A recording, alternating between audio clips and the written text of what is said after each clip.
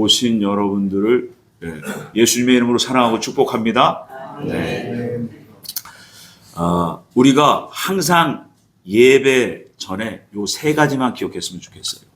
첫 번째, 천지 만물을 하나님이 창조하셨습니다.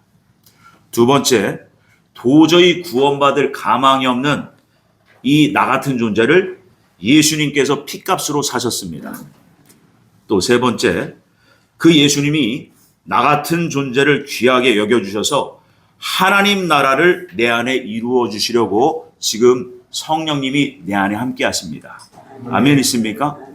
여러분 요 세 가지를 꼭 기억하고 인식하며 예배 자리를 나온다면 여러분 하나님이 기뻐하셔서 우리에게 은혜를 안 주실 수가 없을 줄 믿습니다. 오늘 본문에 보면 미리암과 함께 그 여인들이 소고를 치고 춤을 추고 있어요. 이스라엘을 구원하신 하나님을 찬양하고 있습니다. 홍해 사건으로 인한 거죠. 그래서 도저히 있을 수 없는 그러한 기적을 경험하게 됩니다. 그래서 놀라우신 하나님, 기적의 하나님을 기뻐하며 그렇게 춤추고 하나님을 찬양하는 그러한 이후의 사건이에요. 그런데 이 기적과 같은 이 경험을 하면서도 곧 이 기쁨은 잠시 뒤에 사라지고 맙니다. 뭐 때문에 그래요? 환경이 바뀌었어요. 더 이상 하나님을 찬양하는 소리도 악기도 춤추는 그러한 이스라엘 백성의 모습도 찾아볼 수가 없습니다. 왜요? 마실 물이 떨어졌어요. 광야를 걷고 있습니다. 오늘 이 본문을 통해서 왜 하나님께서는 왜 홍해의 기적을 보여주셨으면서도 그 이후에 광야에서 또한 목마른 시간을 주셨는지 이것을 우리가 해석하지 못한다면 온전히 내가 왜 신앙생활을 왜 해야 되는지 내 신앙생활에 과연 목적이 무엇인지 하나님 안에서 발견할 수가 없습니다. 오늘 그래서 오늘 본문의 말씀을 가지고 원망하지 마라. 여러분 원망하지 마라는 이 단어 우리는 흔히들 원망 나쁜 거라고는 아는데 이 원망의 진정한 속뜻이 무엇인지는 잘 모르고 그냥 이렇게 살아가고 있을 때가 너무나 많습니다. 오늘 본문을 통해서 두 가지를 보려고 하는데요. 첫 번째, 홍해 기적 후에 마라, 곧 쓴 물을 만납니다. 물은 물인데 마실 수 없는 물을 만나요. 은혜 체험을 한 후에 시련을 겪게 하신 겁니다. 그 말씀이 22절, 23절인데요. 광야로 다시 이끌려 나왔는데 마실 수 없는 물을 만나고 또 3일 동안 도저히 이 걷기 힘든 이 광야를 지났는데도 물 한 방울 찾지 못했던 그 이스라엘 민족의 그 힘듦과 어려움 그 일로 인해서 이스라엘 백성들은 모세를 여기까지 나를 인도한 모세를 원망하게 됩니다. 왜 하나님은 이스라엘 백성들에게 그 마시지 못할 쓴물을 주셨을까? 이 질문은 이스라엘 백성이 입장이 되면 당연히 나올 수밖에 없는 질문이지요. 홍해를 가르고 우리를 건지신 하나님이시니 이제 앞으로 내 인생에는 탄탄대로 시온의 대로가 열릴 줄 믿습니다. 그것은 내 생각. 그런데 하나님은 다른 계획이 있으셨던 겁니다. 삶의 현실은 점점 물이 떨어져 갑니다. 목이 마릅니다. 마실 물은 줄어듭니다. 200만 명이 넘는 그 많은 사람들이 마실 물이 없어요. 어떠한 환경일까요? 상상해 보십시오. 아우성 죽는다고 난리를 치겠지요. 그런데 하나님은 침묵하십니다. 고민과 갈등이 시작됩니다. 하나님은 분명히 살아계시다는 것을 내가 알겠는데 그런데 왜 이런 환경에서 벗어나게 안 해주시지? 모세를 원망한 이스라엘 백성들, 실상은 성경을 자세히 보면 하나님을 원망하고 있는 거예요. 광야는 물도 없고 먹을 것도 없는 척박한 환경입니다. 이곳에서 200만 명이 넘는 사람들이 마실 물을 찾는다는 것은 불가능에 가깝습니다. 그런데 하나님께서 인도하셨어요. 왜 하나님께서는 좋은 길만 주실 수도 있는데 굳이 왜 마실 수 없는 물을 만나게 하셨으며 왜 그러셨을까? 성경적인 답은 우리의 신앙의 업그레이드입니다. 우리의 신앙의 성장 외에는 답을 찾아볼 수가 없어요. 우리를 고통 주시려는 하나님이 아니십니다. 그래서 여러분, 하나님은 한결같으세요. 하나님의 은혜로 말미암아 구원시킨 구원받은 우리는 그 이후의 삶은 성화의 삶을 사셔야 돼요. 구원과 성화와 그리고 종말의 말씀이 성경입니다. 구원받은 하나님의 백성들은 성화의 삶을 살아야 되는데 어떻게 성화의 삶을 사느냐? 저절로 되느냐? 절대 그렇지 않습니다. 결국 우리 선하신 하나님의 말씀을 들은 우리는 그 말씀을 듣고 끝까지 우리의 그 의지를 들여서 지켜 행할 그 선한 의지를 들이지 않으면 우리는 성화될 수가 없어요. 우리가 선을 행할 의지를 들이지 않는다면 성령님께서도 크게 역사하실 수 없습니다. 그래서 우리를 하나님의 형상으로 지으셨는데 우리의 안에 하나님처럼 자유의지를 주신 거예요. 선을 행할 수도 있고 악을 저지를 수도 있는 그러한 의지가 우리 안에 있습니다. 그런데 우리는 내가 원해서 이 땅에 태어난 것도 아니고 내가 어떠한 원해서 지금 이 생활, 이 삶에 내가 들어온 것도 아니에요. 그런데 그 모든 해답은 하나님 안에서만 찾아낼 수 있습니다. 여러분, 예수님이 믿어진다는 것, 이것은 복 중의 복입니다. 하나님은 우리를 이 불신 죄악 세상에서 구별하여 선택하여 불러내셨습니다. 그 이후의 삶은 협력하여 선을 이루는 삶이 돼야 돼요. 협력, 누구랑 협력할 거냐 이거예요. 여러분, 주의 성령님과 함께 협력하시는 삶이 되셔야 됩니다. 그러려면 우리의 의지를 먼저 드려야 된다는 거예요. 의지. 그런데 우리는 그 척박한 환경에 들어가면 어떻게 말합니까? 어떻게 생각합니까? 어떤 감정이 올라옵니까? 부정과 불평과 원망과 미움과 시기, 이 부정한 것들이 올라와요. 근데 하나님께서 이 길을 이끄셨어요. 하나님께서 그 환경에 집어넣으신 겁니다. 왜요? 신앙의 업그레이드입니다.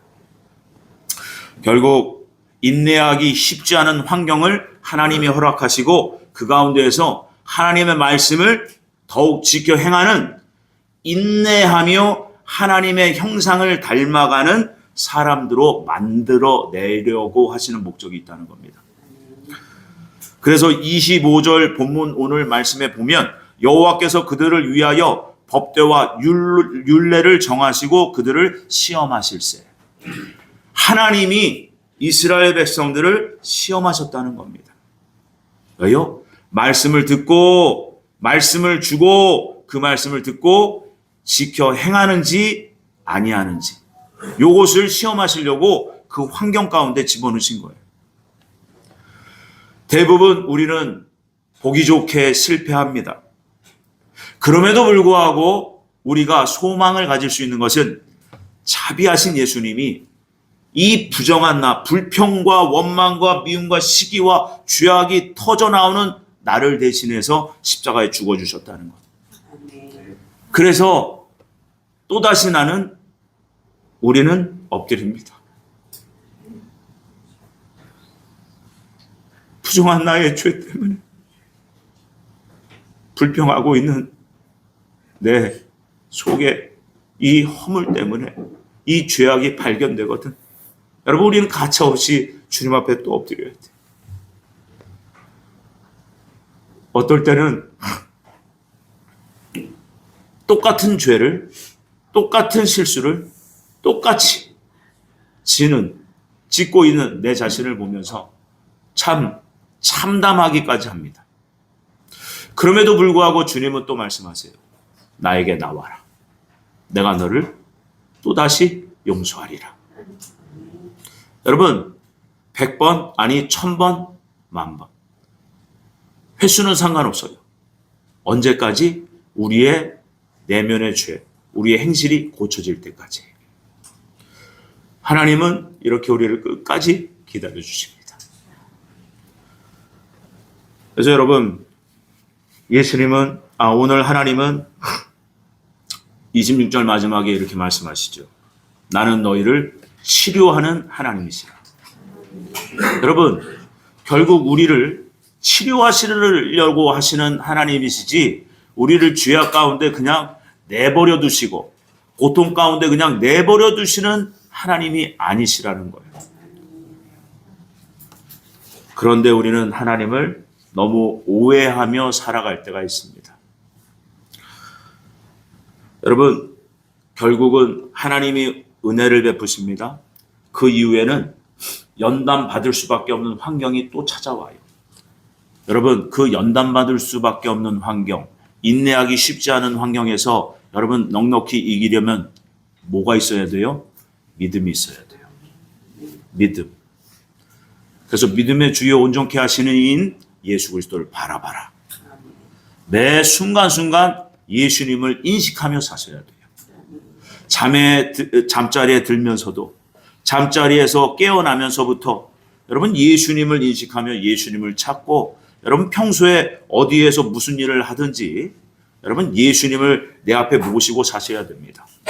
그 코람데오 신앙이 없이는요, 우리는 또 실수하고 실패하고 또 죄를 짓고 또 낭망할 수밖에 없는 그러한 처지라는 것을 여러분 꼭 아셔야 돼요. 그래서 예수님 아니면 여러분 우리를 구원할 분은 세상에 아무도 없습니다. 그런데 우리가 하나를 해결하고 넘어가야 돼요. 하나님은 우리에게 계속해서 좋은 길, 탄탄대로만 주실 수 있는 분인데 왜 이렇게 하시느냐? 미리 말씀드렸어요. 연단시키시려고. 연단. 여러분, 우리 육신을 입고 이 세상에 태어난, 결국은 육신을 입고 이 세상에 태어날 때 우리 안에 뿌리 박혀 있는 정욕, 타락한 정욕, 자기 중심적인 정욕과 그 정욕을 만족시키기 위한 죄성을, 그 죄의 뿌리를 갖고 태어난 존재들이 바로 저희들이에요. 그래서 우리가 하나님 안에서 나를 발견하면 전적 부패한 타락한 내가 나타납니다. 그래서 이 세상은 지금 하나님이 통치하시지만 지금 그 직접적으로는 이 세상을 마귀가 지배하는 세상으로 그렇게 전락해버렸어요. 그래서 육신을 입고 태어난 이 땅의 모든 인생들은 여러분 마귀의 그 지배 하에 놓여져 있습니다. 하물며 예수님께서도 육신의 옷을 입고 오셔서 이 땅에서 그 마귀에게 3번의 시험을 당합니다. 이것은 육신을 입고 이 땅에 태어난 모든 인생들은 예배가 없다는 것을 예수님이 친히 보여주셨어요. 그 말씀이 마태복음 4장 1절, 마가복음 1장 12절이에요. 예수님께서 성령에게 이끌리시어 마귀에게 시험을 받으러 광야로 가셨습니다. 마가복음 1장에서는 성령님이 예수님을 광야로 내몰았다 이렇게 표현하고 있어요. 여러분, 예수님도 마귀에게 시험을 당하셨습니다. 하물며 죄가 있는 우리일까 보냐. 계시록 17장 3절에 보면 성령께서 사도 요한을 데리고 광야로 나갔는데 그 광야에 누가 있느냐? 7머리 10뿔 짐승, 여자가 붉은빛 짐승을 타고 있다는 거예요. 여러분, 지난주에 이 시대의 그 종말의 임박성, 세상 환경, 이스라엘의 전쟁을 보면서 이 세상이 하나님이 예언하신 대로 그렇게 흘러가고 있고 종말의 징조가 다 드러난 이 시대라는 것을 다시 한번 우리는 말씀을 통해서 배우고 깨달았습니다. 결국 이 계시록 17장의 3절 말씀은 우리가 살아생전에 이 환경에 들어갈 그러한 확률이 대단히 높아졌어요. 그러면 나는 어떤 사람이 되어야 하느냐? 이것을 꼭 생각하시고 그렇게 변화돼야 됩니다. 광야로 가면 하나님을 대적하는 것들과 나의 믿음을 방해하는 유혹거리들이 넘쳐납니다. 심지어 생명을 위협하는 것들로 넘쳐나고 있어요. 그러나 이 광야를 지나지 않고는 하나님께서 약속하신 그 가나안 땅, 그 천국의 하나님 나라에 들어갈 수 없습니다. 그런데 우리가 마치 하나님 나라를 내가 들어가는 것 같지만 하나님 나라는 먼저 내 안에 임한다는 거예요. 그래서 예수님께서는 말씀하십니다. 하나님 나라가 여기 있다 저기 있다가 아니라 너희 안에 있다. 우리는 하나님께서 우리를 구원하실 때부터 우리 안에 하나님 나라가 시작된 겁니다. 그 시작을 완성시키시려는 하나님의 뜻이 계세요. 그 하나님의 나라가 우리 안에 완성되기 위해서는 절대적으로 연단받는 환경이 필요했던 거예요. 그 연단받는 환경의 그 목적이 뭐냐? 내 안에 부정한 자아가 발견돼야 돼요. 여러분, 편안한 집안 환경, 내가 아무 세상 염려 걱정이 없다면 여러분 내 안에 죄성은 꿈틀거리지 않습니다. 그래서 하나님은 척박한 환경, 그 환경을 허락하시는 거예요. 왜요? 목적이 뭐예요? 내 안에 부정한 자아가 드러나게 하기 위해서. 나의 타락한 정욕이 발견되고 그로 말미암아 내가 죄질 수밖에 없는 존재라는 것을 또다시 깨닫게 하시면서 주님을 오롯이 붙잡을 수밖에 없는 그러한 환경 가운데 우리를 집어넣으시는 거예요.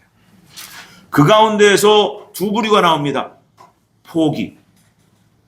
나는 이 환경이 난 너무 싫어. 나는 그만하고 싶어. 여러분, 그래서 예배 전에 항상 뭐를 생각해야 된다고요? 예수님께서 나 같은 존재를 피값으로 사셨다는 거예요. 여러분, 구원받은 이후에 내 삶은, 내 생명은 나의 것이 아닙니다. 하나님은 분명히 그렇게 선포하셨어요. 내가 너희를 피값으로 샀다. 내 존재는 더 이상 내 소유가 아니에요. 내 생명은 더 이상 내 것이 아닙니다. 그래서 하나님께 주신 그 말씀을 듣고 그 말씀을 따를 수밖에 없는, 따라야만 되는 그러한 책임과 의무가 부여된 거예요. 그래야만 여러분 하나님의 생명을 이어받을 상속자의 자격이 생기는 겁니다. 하나님께서는 말씀하십니다. 그래서 하나님은 은혜도 베푸시지만 하나님은 우리가 상상할 수 없는 그 은혜의 기적도 베푸시지만 환난도 주신다는 것을, 그 말씀이 이사야서 45장 6절에서 7절 말씀에 있어요. 한번 같이 읽어보면 감사하겠습니다. 시작. 해 뜨는 곳에서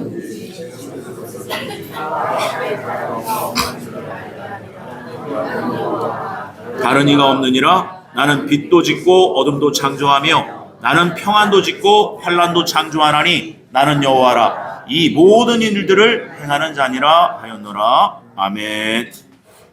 하나님은 빛도 짓고 어둠도 창조하시는 분. 결국 우리에게 좋은 날도 좋지 않은 날도 하나님이 다 허락하시는 거예요. 이제는 하나님의 주권적인 소유가 됐어요, 우리가. 그래서 여러분, 하나님 안에서만 온전한 우리의 기쁨과 행복이 있습니다. 그런데 우리는 또다시 세상에 좋은 것들이 보여지면 그 세상에 좋은 것들을 따라가요. 하나님이 지으신 세상에 이렇게 좋은 것도 생겼는데 이것도 좀 누리며 살아야 되지요. 여러분, 저는 그것을 끊으세요 이런 말을 드리지 않습니다.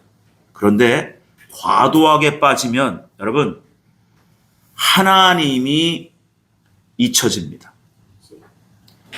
창조주 하나님, 나를 핏값으로 사신 예수님이 잊혀지게 돼 있어요.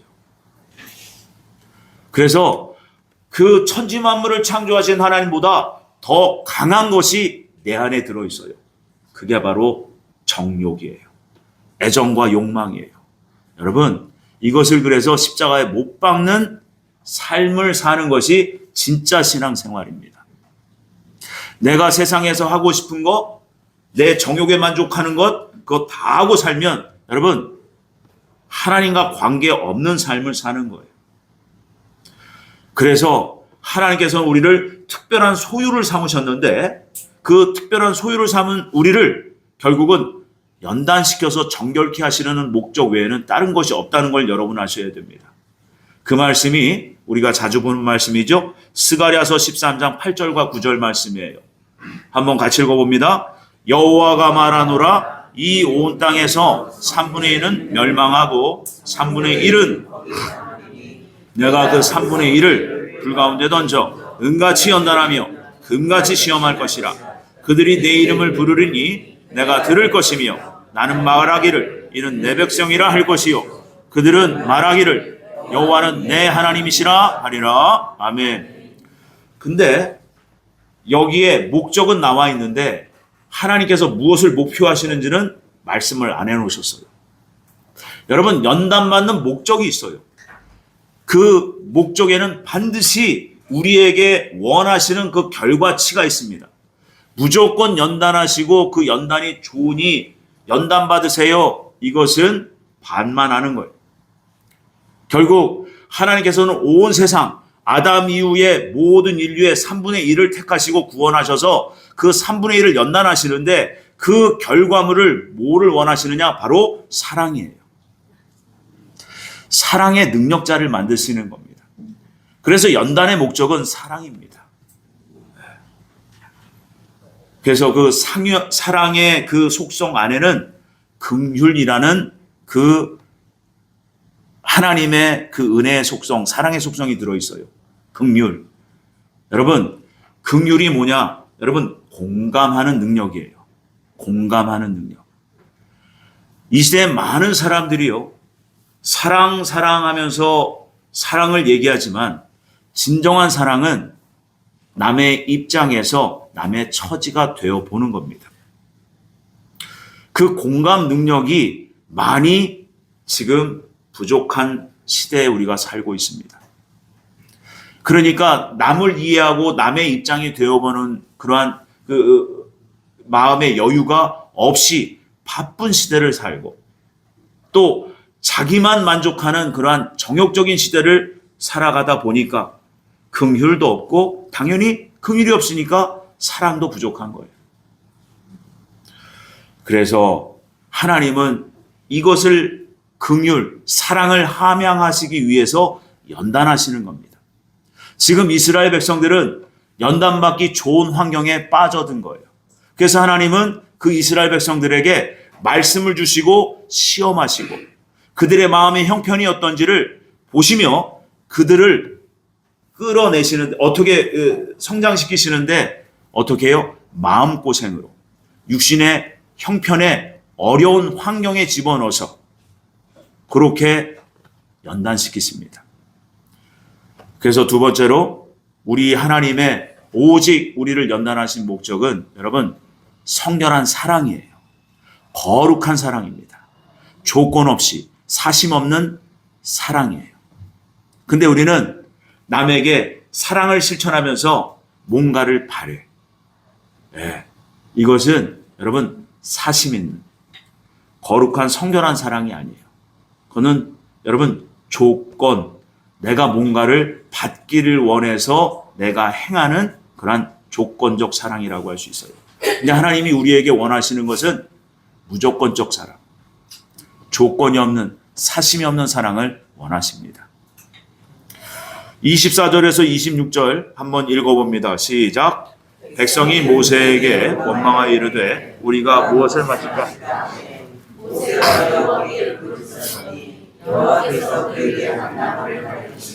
그가 물에 던지니 물이 달게 되었더라. 거기서 여호와께서 그들을 위하여 법도와 율례를 정하시고 그들을 시험하실세 이르시되 너희가 너희 하나님 나 여호와의 말을 들어 순종하고 내가 보기에 의를 행하며 내 계명에 귀를 기울이며 내 모든 규례를 지키면 내가 하나도 너희에게 내리지 아니하리니 나는 너희를 치료하는 여호와임이라. 아멘. 여러분, 여기서 하나님께서 원망하기 전에, 이스라엘 백성들이 원망하기 전에 좀 진적에 깨끗한 물, 정말 시원한 생수를 주시면 얼마나 좋겠어요. 그런데 이 결과물을 보시고 그 다음에 물을 바꿔주십니다. 여러분, 그 가운데서 우리가 만약 이스라엘 백성들이라면 우리 가운데서 원망하는 사람들은 여러분 그만큼 영적인 손해를 보는 거예요. 그런데 그 가운데에서도 끝까지 하나님을 믿고 기다리며 그리 아니하실지라도 저는 하나님을 믿습니다. 하나님 감사합니다. 라고 하는 사람은 영적인 유익을 얻는 거예요. 여러분 이것이 순간인 것 같지만 순간의 감정인 것 같지만 하나님 나라에서 영원한 상급으로 그렇게 지급됩니다. 원망한 사람들은 상이 없을 거예요. 그러나 끝까지 하나님을 기대하고 믿고 감사하며 그 시간을 지낸 사람에게는 여러분 영적인 진보와 함께 하나님 나라에 상이 있는 겁니다. 우리가 여기서 중요하게 봐야 될 것이 여러분 원망이라는 단어예요. 원망이라는 단어. 이 원망이라는 단어가 이 성경 중에서 가장 최초로 등장한 그 구절이 오늘 우리가 읽은 이 구절이에요.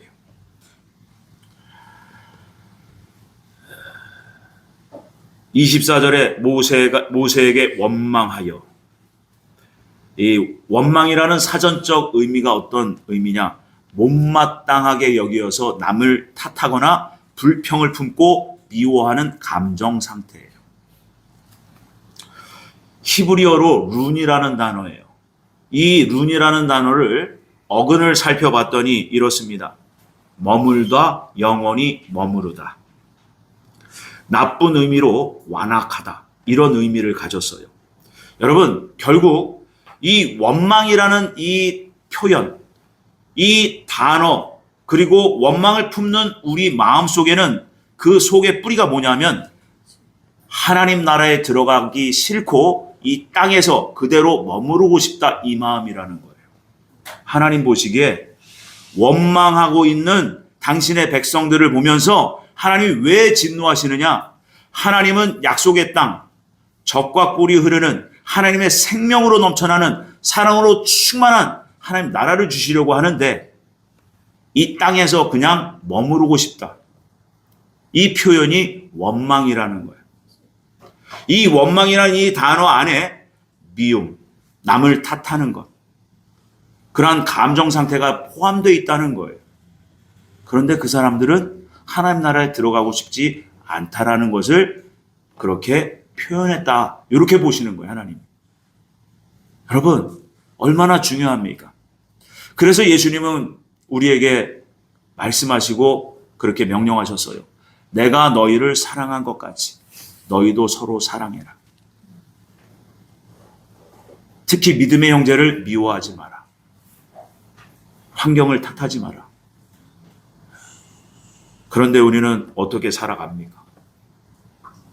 그래서 도저히 불가능한 우리를 구원하시려고 하나님의 아들이 친히 오셔서 십자가에서 죽으셨어요. 예수님의 피 아니면 도저히 해결받을 수 없는 우리의 이 죄뿌리. 환경만 닥치면 얼마든지 불평하고 원망하고 미워하고 시기하고 다투는 우리의 이 죄성. 이것은 하나님 외에는 처리할 수가 없었던 거였습니다. 그래서 여러분, 하나님께서 이끌어 주셨는데 그 환경이 물이 없는 나쁜 환경이었다는 거예요.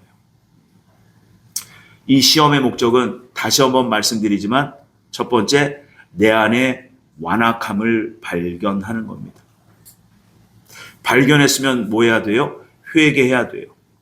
입술로만 하실 거예요? 아니요. 행실이 고쳐져야 돼요. 그래서 열매를 맺으라는 거예요. 그래서 누가복음 13장에 예수님께서 회개하지 않으면 망하리라. 회개하지 않으면 망하리라.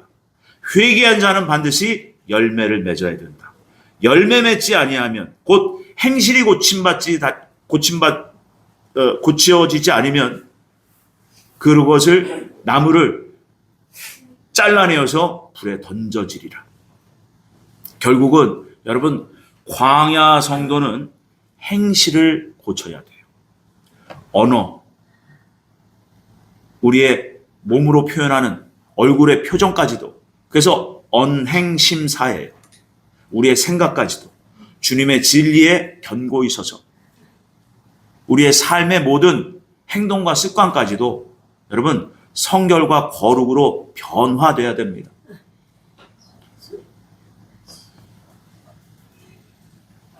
그래서 내 안에 완악함을 발견하고 회개하고 열매 맺는 사람, 이 사람에게 하나님은 상을 베푸시길 원하세요. 왜요? 하나님은 그걸 원하셨거든. 그래서 우리에게 말씀을 주셨거든. 그러니까 믿음 없이는 하나님을 기쁘시게 할 수 없다. 하나님을 찾는 자들, 하나님을 찾아 예배하려는 하는 자들은 상 주시는 아버지 하나님이심을 믿어야 할지니라. 하나님 우리에게 어떻게 해서든지 상을 주시려고 해요. 하나님을 올바로 알기를 원합니다. 그래서 여러분, 고난이 닥칠 때, 내 안에 하나님을 대적하는 것이 내 안에 가득해질 때, 원망 불평이 쏟아지는 것은 본능, 본성이라고 해요, 사람들이. 그렇죠? 그런데 이것을 여러분, 주님 앞에 토해내셔야 돼요. 안 되는 나를 주님 앞에 토해내시면서, 주님, 제가 이게 안 돼요. 주님, 저 좀 도와주세요. 여러분, 간절해져야 됩니다. 그래서 시편 34편 13절에 내 혀를 악에서 금하며 내 입술을 거짓말해서 금할지어다. 여러분, 원망할 수밖에 없고 불평이 터져나올 수밖에 없는 환경에서 하나님 감사합니다. 이 척박한 환경 주신 하나님 감사합니다. 먼저 그렇게 선포하고 그 환경에 들어가서 이기셔야 됩니다. 그래서 여러분, 원망 불평의 반대말이 감사예요. 그 환경에 감사하는 것이 아니라 그 환경을 허락하신 하나님께 감사하는 겁니다. 결국은 또다시 우리에게 기회를 주시며 말씀하시는 하나님은 감사로 제사 드려라.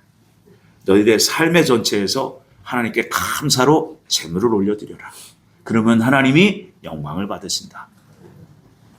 여러분, 그 환난의 환경이요, 빨리 지나가기 원하신다면 여러분, 감사를 선포하시고 감사의 마음으로 여러분 마음을 바꾸셔야 돼요. 그래서 여호와를 기뻐하라 이겁니다. 하나님은 우리에게 항상 선하시고 항상 옳으시고 그 결과가 풍성하신 아버지시기 때문에 여러분, 항상 감사할 일밖에 없는 거예요. 근데 여러분, 우리의 주변 형편을 보세요. 없는 것 때문에 불평하는 거예요. 없는 것 때문에 짜증이 올라오는 거예요. 근데 있는 것으로 인하여 감사한 것이 너무나 적은 거예요, 저희가. 여러분, 있는 것만으로도 얼마든지 감사하셔야 됩니다. 그러면 그 감사할 조건이요, 점점 더 늘어날 거예요. 여러분, 생각을 바꾸세요. 신앙의 방향을 여러분 오직 하나님 나라로 정하시고 믿음의 주인 되신 예수님께로 정하셔야 됩니다. 그래서 야고보서 1장 20절 21절에 보면 사람이 성내는 것이 하나님의 의를 이루지 못한다고 하셨습니다. 불평, 원망, 짜증, 남을 탓하고 미워, 시기, 이 모든 것이 혈기로 나오는 거예요. 혈기를 내는 자는 결국 하나님 나라의 의를 이루지 못한다. 하나님 앞에 가서 상 받을 것이 없고 오히려 벌 받을 일만 쌓고 사는 거예요. 말씀을 마무리합니다. 26절로 마무리합니다. 결국은 우리는 하나님 말씀에 순종하는 자가 돼야 되는 거예요. 그러면 복이 있다는 거예요. 그리하면 너희들의 모든 삶을 하나님이 복으로 책임져 주신다는 거예요. 나는 너희를 치료하는 여호와라. 사랑하는 늘사랑교회 모든 지체들, 믿음의 성도님들, 여러분 왜 나를 이러한 상황에 집어넣으셨습니까가 아니라 먼저 하나님 지금 당장은 이해할 수 없으나 하나님 감사합니다. 이 상황에서 나를 연단하시어서 믿음의 성장을 이루실 하나님 감사합니다. 이것이 진정 믿음의 고백과 선포가 되고 내 마음으로 그렇게 진정 믿어지셔야 됩니다. 그러면 우리의 성정이 바뀔 수밖에 없어요. 여러분 세상 환경은 바뀔 수 있습니다. 그런데 내 마음의 형편은 점점 더 좋아질 거예요. 거룩하고 성결해질 겁니다. 하나님으로 인하여 어떤 상황과 환경 속에서도 기뻐할 수 있는 그런 사랑의 능력자로 성결해져 갈 겁니다. 그렇게 이번 한 주간도 살아내요. 하나님 앞에 기쁨과 감사함으로 또다시 예배자로 살아낼 우리 모두가 되길 예수님의 이름으로 축복합니다. 기도하겠습니다. 주님, 오직 하나님 감사합니다. 우리가 하나님 앞에 드릴 말 하나님 감사합니다. 하나님 앞에 늘 기뻐하며 하나님 우리를 구원하시어서 성결케 하실 하나님의 목적과 뜻을 날마다 발견하며 오직 감사와 기쁨으로 주님 안에서 살겠습니다. 그렇게 다짐하고 결심하는 우리 모두 되게 하여 주옵소서. 오직 하나님께 감사하고 예수님의 이름으로 기도 올렸습니다. 아멘.